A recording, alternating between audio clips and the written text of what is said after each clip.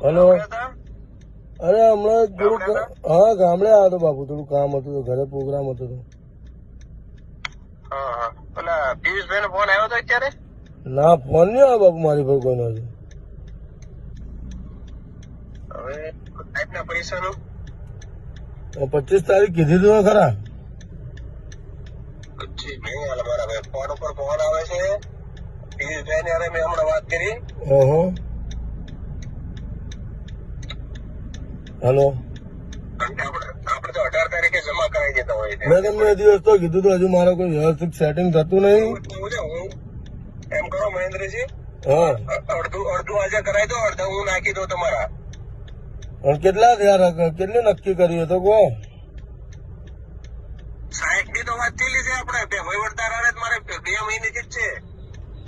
એમને મને એવું કઈ વાત પાછી કરીને મેં એમને કીધું હતું, મેં કીધું યાર બાપુ તો આજના કીધી આટલું ત્યાં નહીં પૂછાય એવું યાર મને.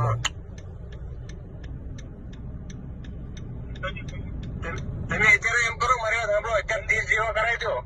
હા તમે પૂછી લો, તમે જે છૂટક ઓલાના આપેલા છે ને એના પૈસા પતી ગયા ભાઈ 15 તારીખે. ચલો હું વાત કરી લો, પતી ગયા.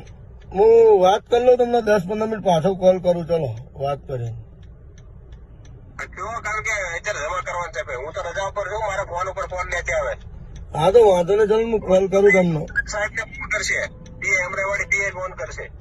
હા તો વાંધો નહીં, હું વાત કરી લઉં. ચલો ને. હા એટલે અડધું પડતું કરાવો, અડધું હું નાખી દઉં છું એમ કરીને કરાવો. 60 તો બાપુ યાર બહુ વધારે નહીં પણ યાર.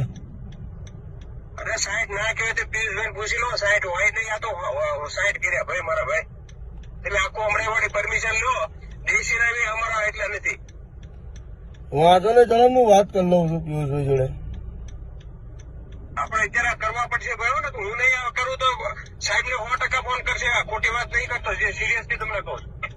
હા મને 5 મિનિટ આપો ખાલી, 5 મિનિટ હું વાત કરી લઉં ખાલી.